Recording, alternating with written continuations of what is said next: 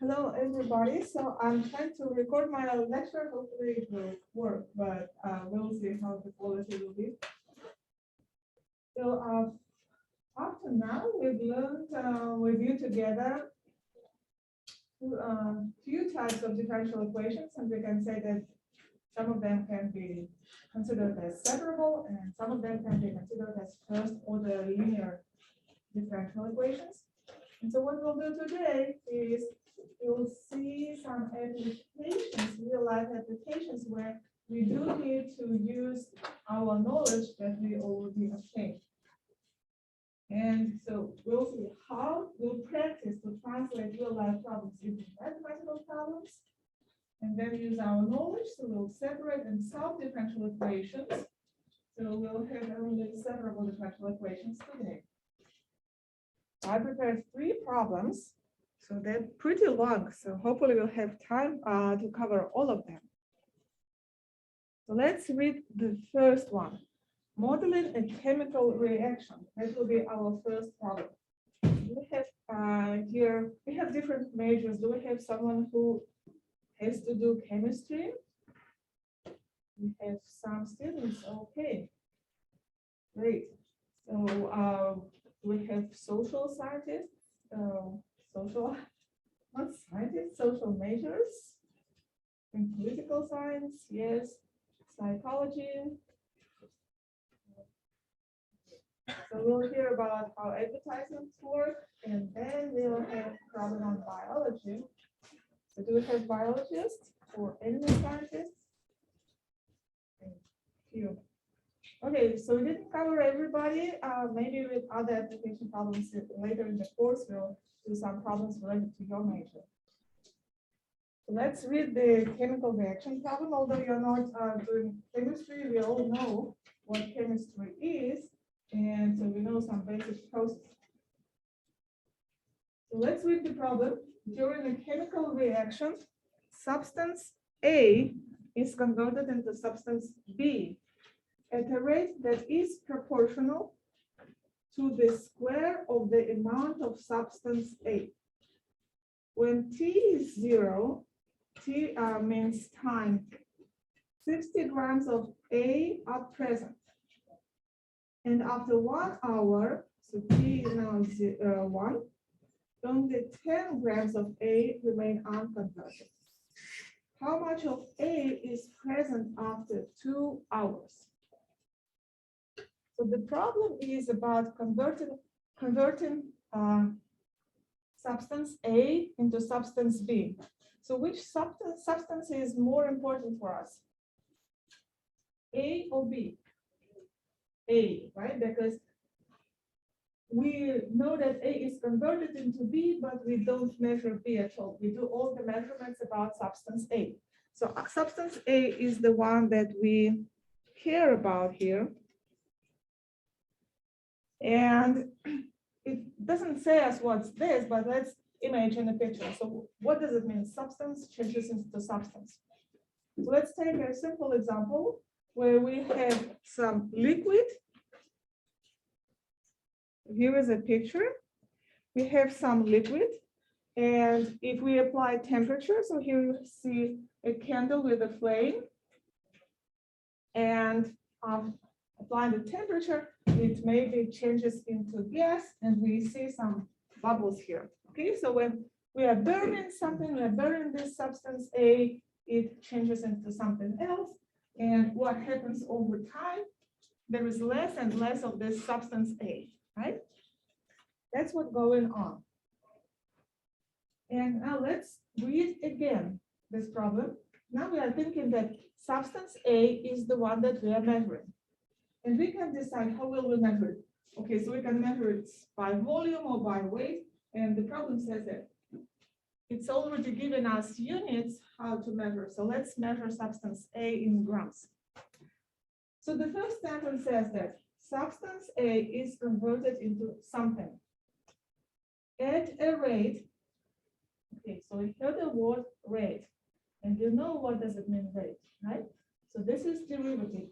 How does the amount of substance changes after each period of time? And this rate It means derivative is proportional. And proportional means that what we have after that is multiplied by some constant. And what we have after that proportional, so let's say that rate means derivative. Proportional means multiplied by constant coefficient. And what is after that? Let's read what is after that. Square of the amount of substance A.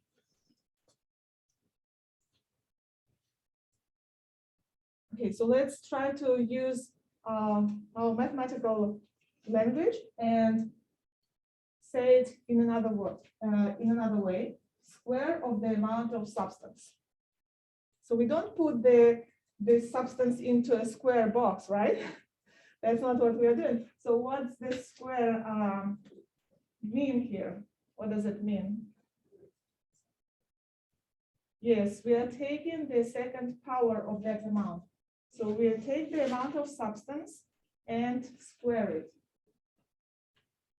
Now let's, so that's the first sentence, and it actually describes an equation, right? So it says us that derivative is proportional. So it means that we have equation. Derivative is equal to something. So this is means equality here. And now we would like to write it in the form of an equation, but we need some notation, right? So let's now introduce notation.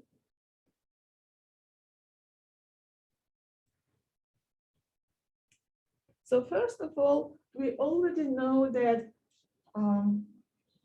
our object is substance A. And let's use a variable for that substance A. And we know that we measure substance, right? And we also know that substance depends on something, right? So on what does it depend, the substance A? It changes over time, right? It changes over time, so it depends on type. So it will be dependent variable. So remember there's two words, independent variables and dependent variables. So time here is independent. Time just goes and we cannot stop it, we cannot change time. So time is independent. But the substance A depends on time because after some time there will be less of the substance. So it's a dependent variable. Let's say that T is time measured in hours.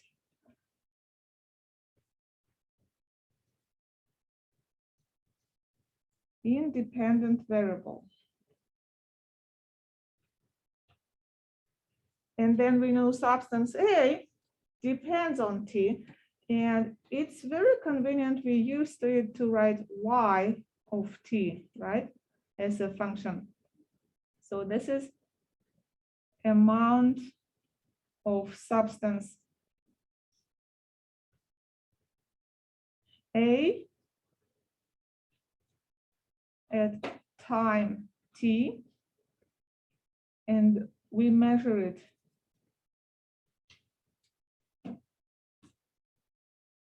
in grams. And this is, as we can see already from the form, this is a dependent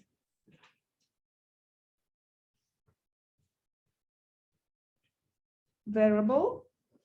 And also the fact that we put T in the parentheses after Y tells us that it depends on T. So first step is notation. So we decided on notation, and then we'll translate this equation into formula, right? So we said that there is equation, and let's write this equation using this notation. So the left-hand side of this equation, we have this rate. Rate of what?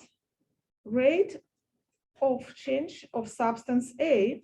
So it means that we'll have derivative of the substance A. So it means it will be y, excuse me, y prime.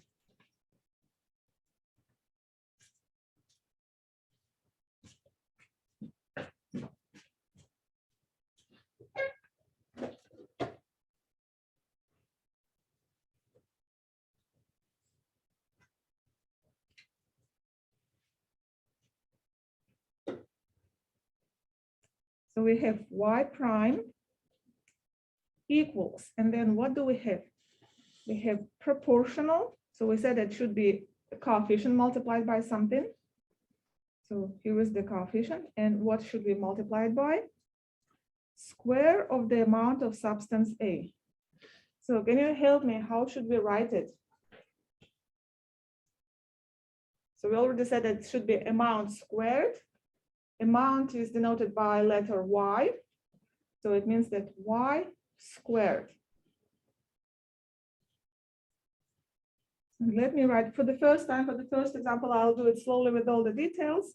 And I'll write all the steps that we are doing.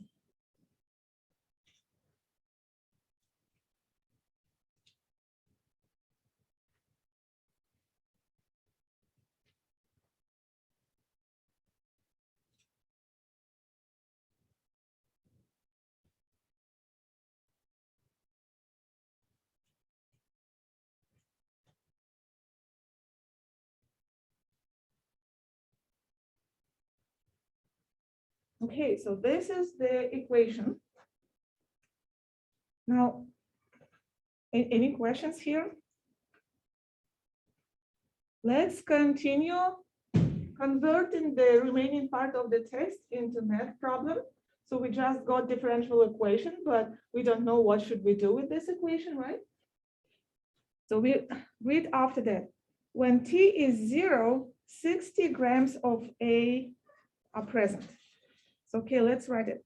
When t is 0, there is 60 grams left. So it will be our y equals 60. And we can put units here. Grams here, and here 0 means hours.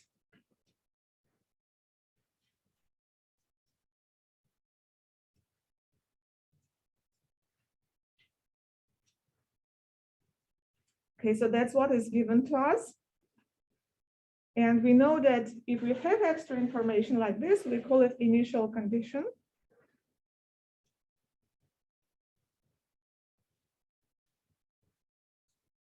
Okay, that's not it. We have more information.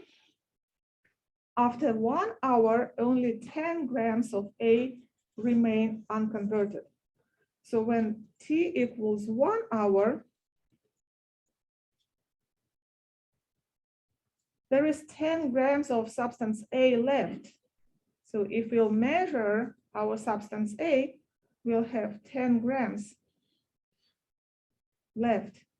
And this is again initial condition. So let's call this is the first initial condition, and this will be the second initial condition. Okay, so we have two initial conditions. Did we finish reading converting the problem? No, not yet. There is the very last sentence. How much of A is present after 2 hours? So in other words, we need to find how much A is left after 2 hours. So what is our Y when T equals 2, right? Or still we can write it differently. What is Y of 2? That's what we have to find. Now, if we want to find Y of 2, we need to know what is our Y. And how can we find Y? We know relation that is given by the differential equation, so we need to solve differential equations. And now we solve differential equation. Y prime equals k times y squared. So we practice solving two different types of differential equations. So which type is this one? So we need to decide first. Can we solve it? So can we separate variables, or is this the first order linear differential equation?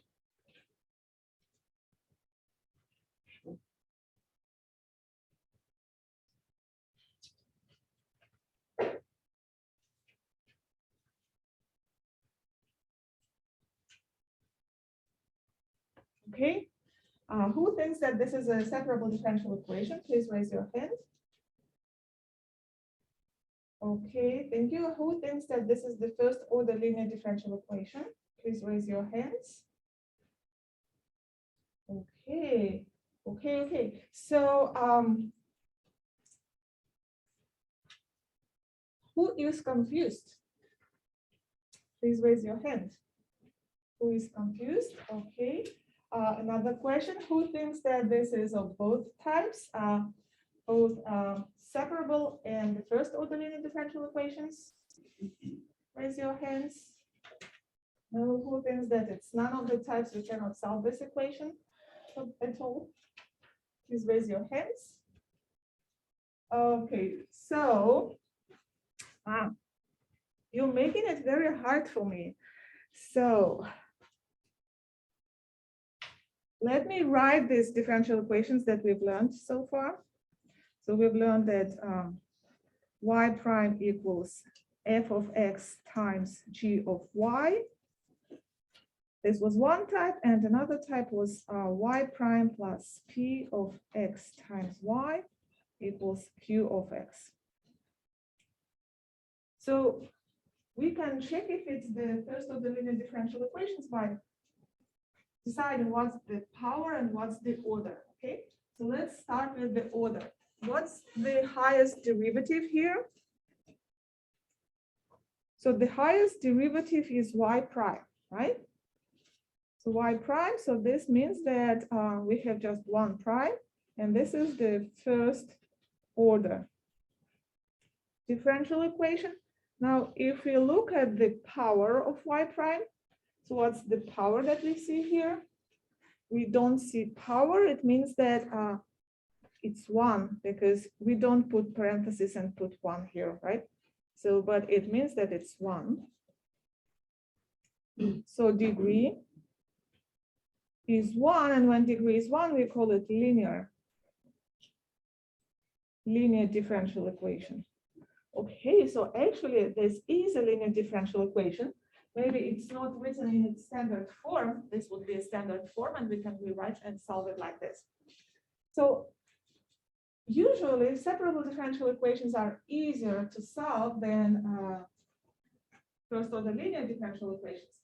So let's see. Can we say that we also have this case? Because it looks very similar already by the form how it's written.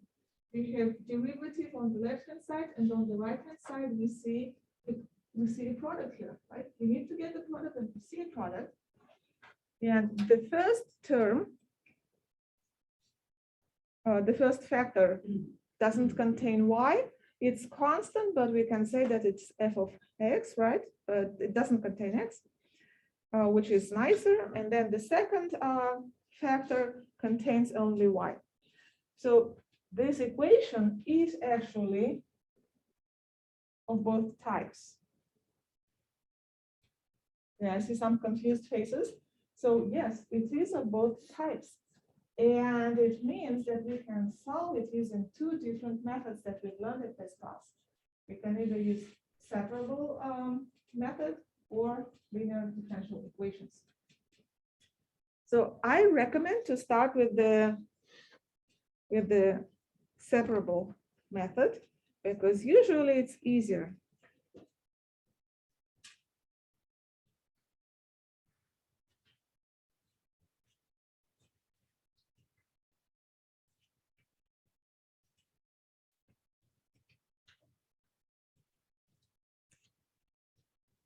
So let's use the separation.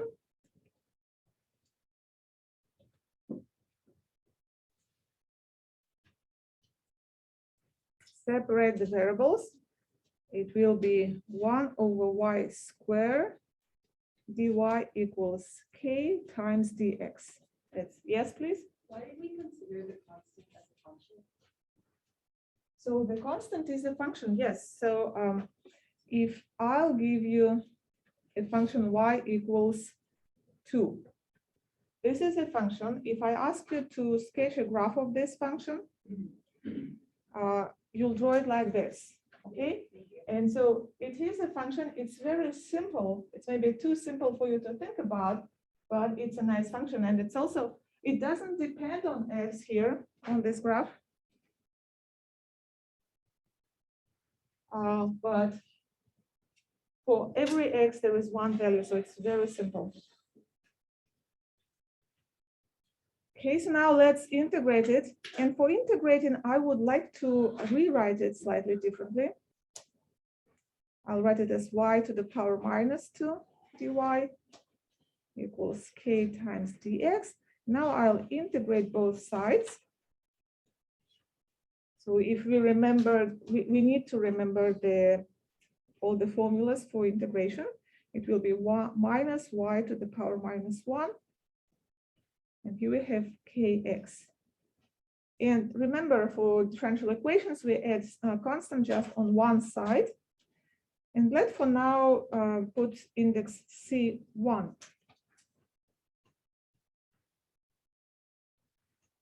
Okay, if we'll rewrite it once again, it will be 1 over y equals minus kx plus C1 over 1.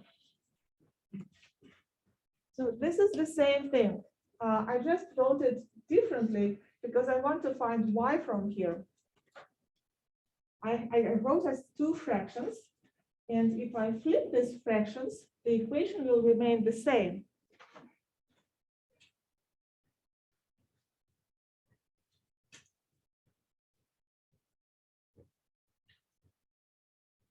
So you'll have y over 1 equals minus 1 over kx plus C1.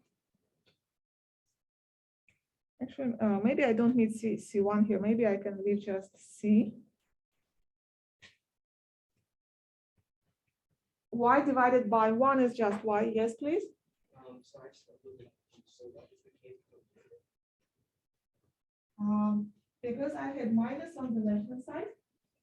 And so we multiplied both sides of this equation by minus 1. And at the same time, we wrote what we have on the right-hand side as a fraction divided by 1. If we divide something by 1, nothing changes, right? So we have y equals minus 1 over kx plus c.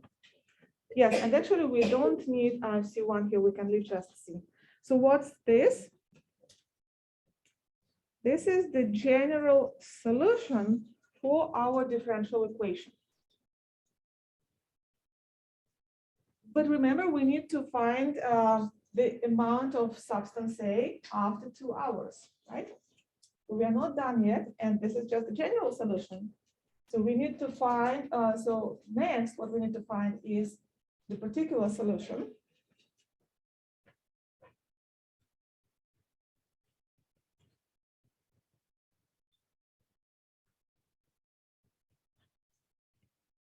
So for particular solution, we always need to use initial condition.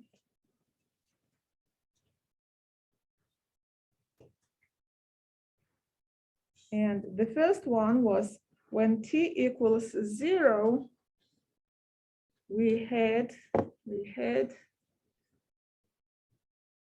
60 grams of the substance when we started the reaction. Okay, so let's plug in these numbers.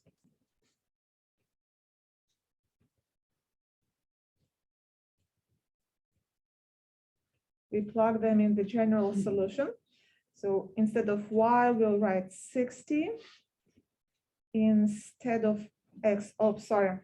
I got used to x and y's, and here we didn't have x. Sorry, we had t.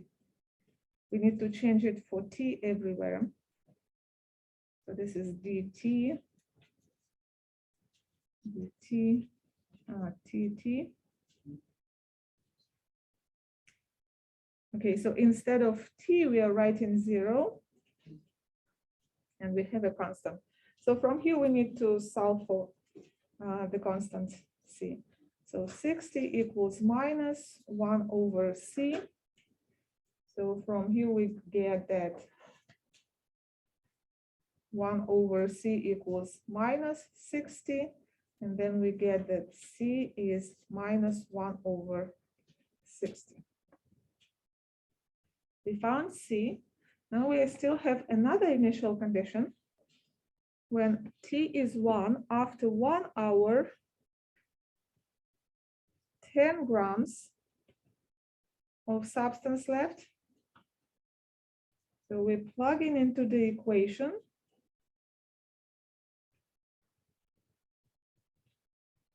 Into the general solution. So instead of Y, we write 10. Instead of T, we write 1. And instead of C, now we'll write minus 1 over 60, because that's what we've already got.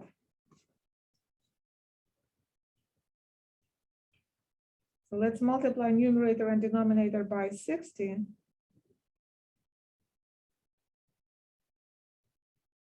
And from here, we get that 60K minus 1 equals minus 1 over 6.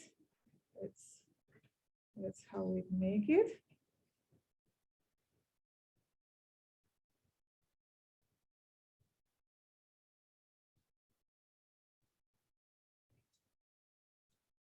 No, that's not correct. This is a mistake. This equals to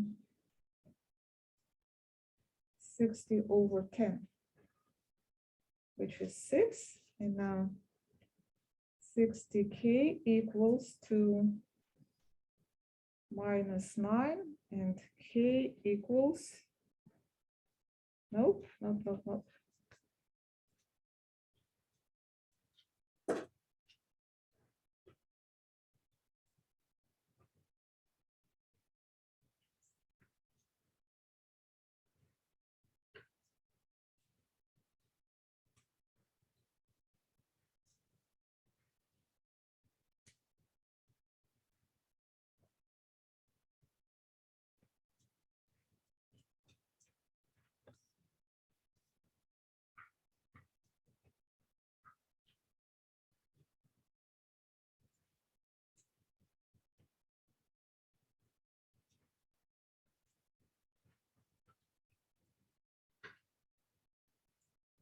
Okay, so now everything is correct. Sorry, I was just double checking myself. So K is equal to minus 9 over 60.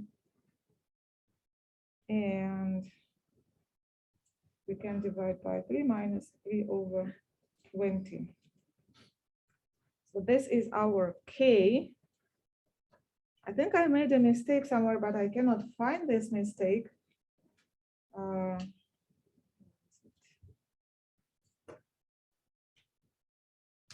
So let's, we found this K, and now we can write what is the particular solution will be. So particular solution is, let's find what is the formula. Minus 1 divided by, instead of K, we'll write minus 3 over 20 times T, and C is minus 1 over 60.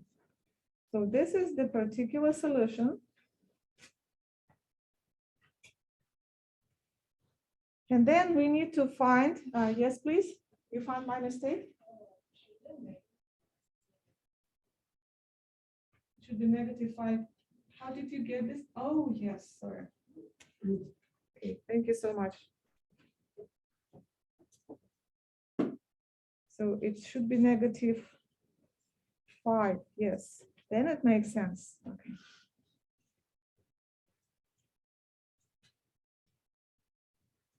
And we'll get minus 1 over 12, which is about, yeah, let's just leave it minus 1 over 12.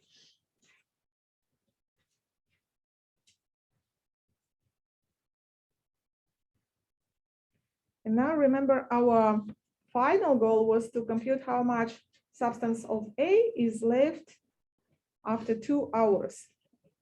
So what we need to do, we need to take this particular solution and plug in 2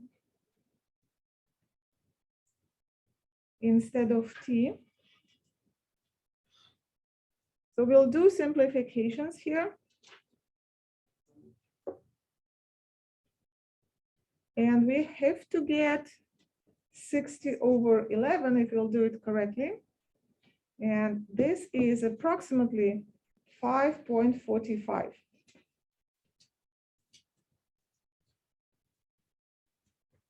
So are we done? Did we solve the problem? So we solved the mathematical problem. We had to find y of t, and we found y of t, y of 2. So we can say this is the answer of the mathematical problem. But we started with the real life problem. So let's convert it back to the real life problem and explain our answer. What does it mean? So what did we get at the end? So yeah, can you say it louder? No, you don't? Sorry, I heard that some correct words.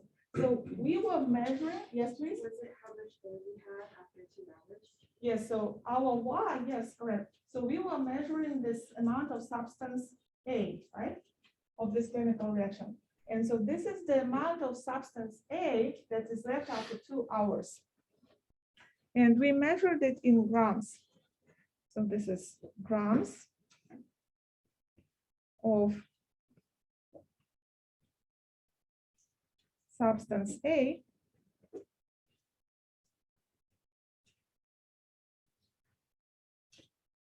left after 2 hours of this chemical reaction.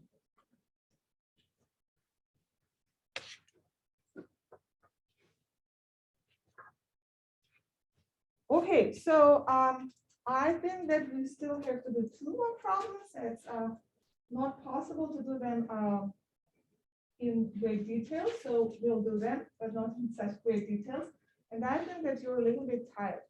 So what I want to do a short break, okay? So let's play a game. It will be a very short mental math. So think about, I'll ask you to make a number, and then we'll do some operations, and then we'll see what we'll get, okay? So think about a number.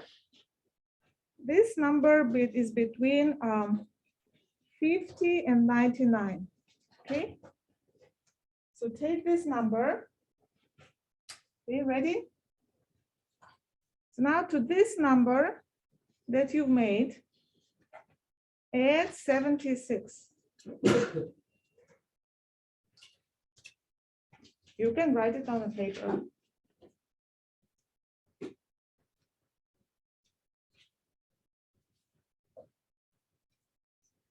Okay, so the number that you've got, did you get the number?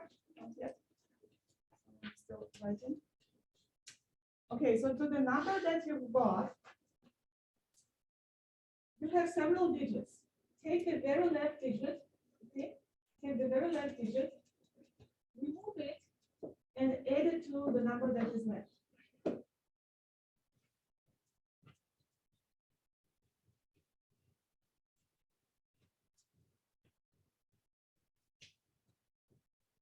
Okay, so now who got 23?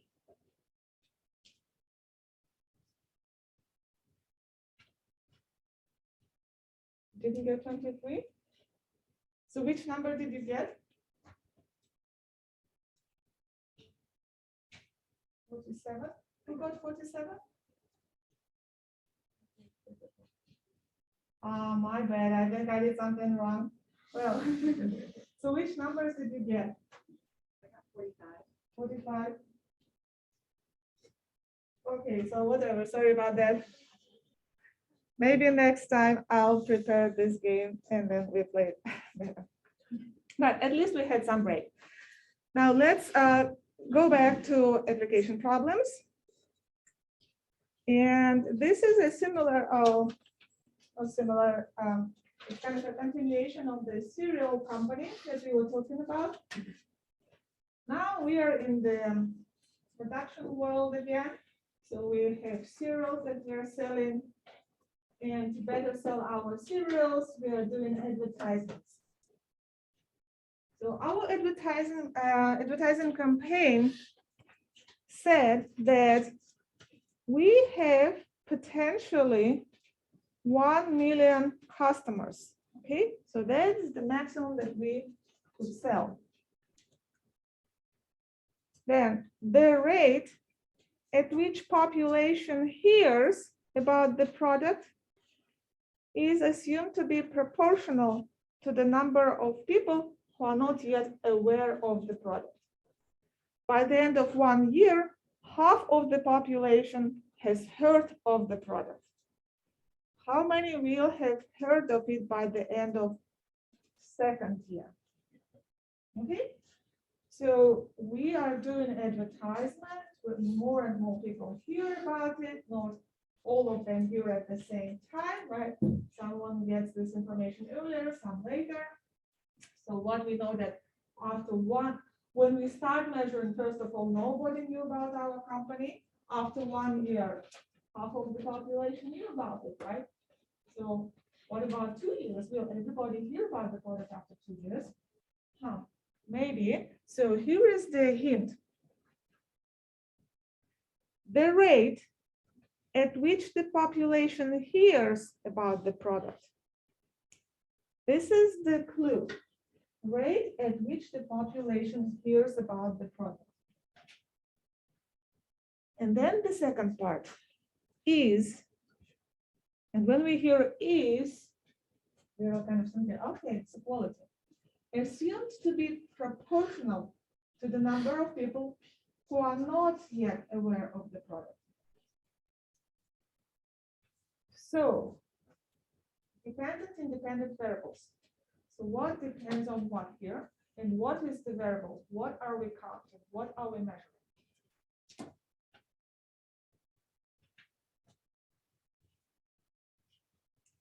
Yes, I can hear that.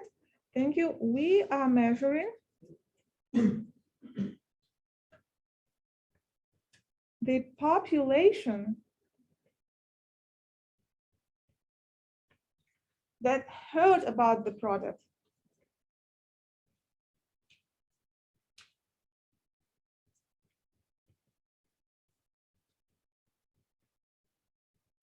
Heard about the cereals, okay? And we know that the number of these people is changing over time, right? So it changes this number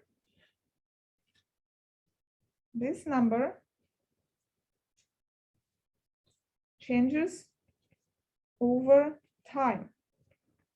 So it means that time will be our independent variable, and the number of those who have heard about the product will be dependent variable.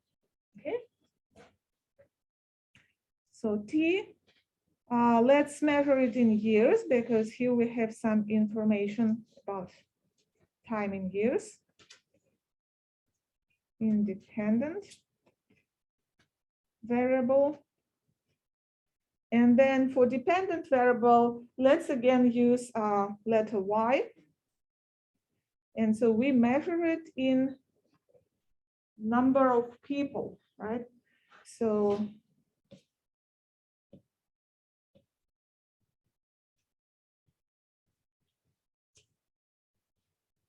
number of people who heard about the product.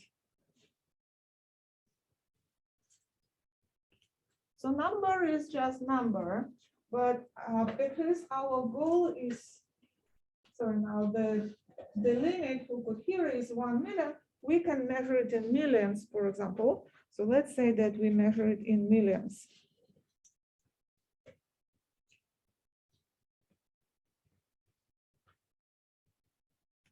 So this is the notation part.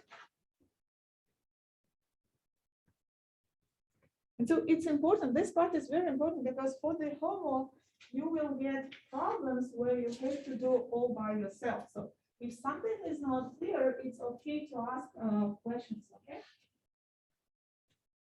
Now let's see. We said that there is this is means equation. So let's try to find this equation. Where's this equation? The rate at which the population hears about the product. So the number of people is changing, how more hear about it, right? Once they hear it, we know that they already heard it. So they're staying with this number y. So rate for y, right? Because we're measuring population who've heard and we see the rate. So it will be y prime.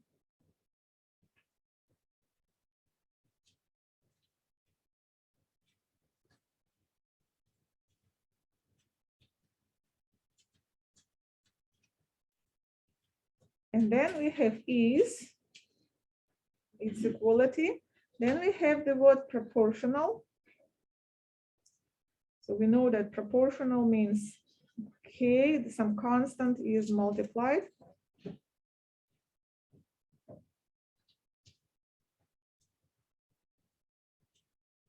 And what is proportional to? It is proportional to the number of people who are not yet aware of the product. We were measuring people who've heard about the product, but now we are talking about people who didn't hear about this product yet. So how will we write it using our notation? Yes, please. So maybe 1 minus y. Yes, exactly. So if we know that 1 million in the limit could hear about it, right? And we know that y is those who heard, then the rest who didn't hear is million, those who heard about it. So you could either hear or didn't hear it. So number will be 1 million. And so if we measure y in millions, I should write 1 minus y. So this is 1 million minus those who heard, or we can also say, or those who didn't hear about the product. So that's how we make this equation, okay? So are you comfortable with this equation, with this explanation? Makes sense? Okay. So do you think you'll be able to do the same thing if we'll talk about not cereals, but if there will be advertisement of M&S? Okay. So we got differential equation, but that's not it, because there is something else in the problem that we need to convert into mathematical problem. By the end of first year, half of the population have heard. So how will we write it? After 1 year, so it means when t is 1, half of the population have heard. So what is half of the population? It's 500,000, right? So this is 0.5 million people. Then how many will have heard of it by the end of 2 years? So it means how many people will hear after 2 years when t equals 2. That's what we have to find. So it seems like we used all the information, right? Everything that is written. But actually, we can read between the lines. So there is something that is not written explicitly here, but it's present here. So who could guess what else can we get from this problem and convert it into mathematical notations and mathematical data? Not data, mathematical information.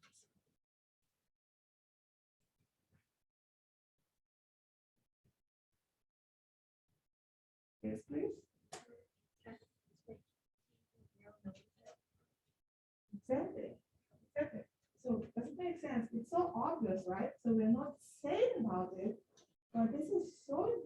when we'll start doing the computations. When we started selling the product, when we started doing the advertisement, nobody heard about it. So we have to write it down as well. So when t is 0, means when we started, nobody except us, but when we measure in millions, it will be a very tiny number, very small number. So we say that, okay, it's 0. And so these are two initial conditions now.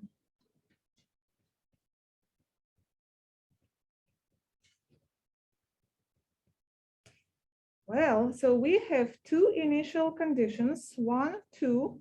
We have differential equation, and we know what we have to find. We need to find y of 2.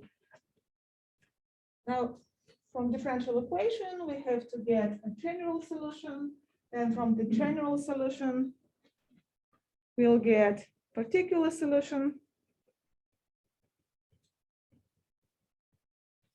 First, find the general solution, then use initial conditions to find particular solution.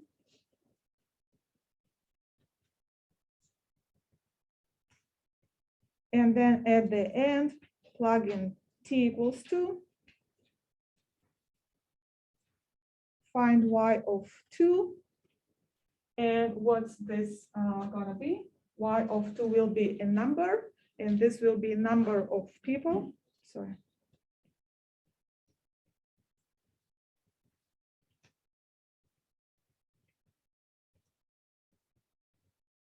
Who heard about our product after 2 years.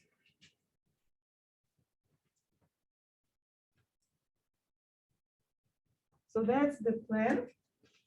The differential equation that we have is very simple. Again, it's both separable differential equation and also first order linear differential equation.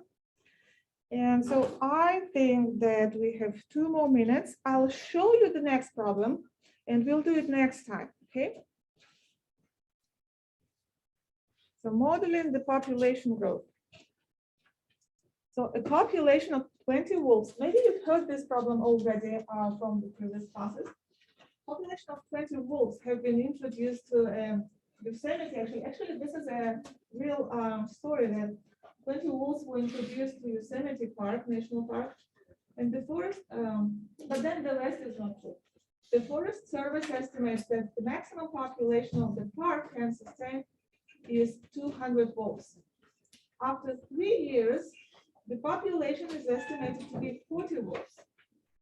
If the population follows a compactus growth model, how many wolves will be there 10 years after their introduction? So, can you please tell me, can we translate this problem into mathematical problem? Do we have all the information? Okay. So what is the Gompertz growth model? Do we know it? No, we don't know it. So we need to learn first of all what is the Gompertz growth model. So far we've learned 2 different types of growth. It was what were those? Let me take a look at my notes. It was proportional and then logistic growth model. So there were 2. And this will be the 3rd one that we'll learn next time. So to summarize what we did today, we were practicing a lot how to convert real life problems into mathematical problems and backwards. And I think we did a great job. And then we practiced solving 1 differential equation. So that's it. And for the next lecture, please do your homework. Okay, so review all the material because we'll have reports. So now I am here and we'll call this time as office hours. So if you have any questions, you can ask me. I'll stay here because there is no other class. And that's it. Goodbye.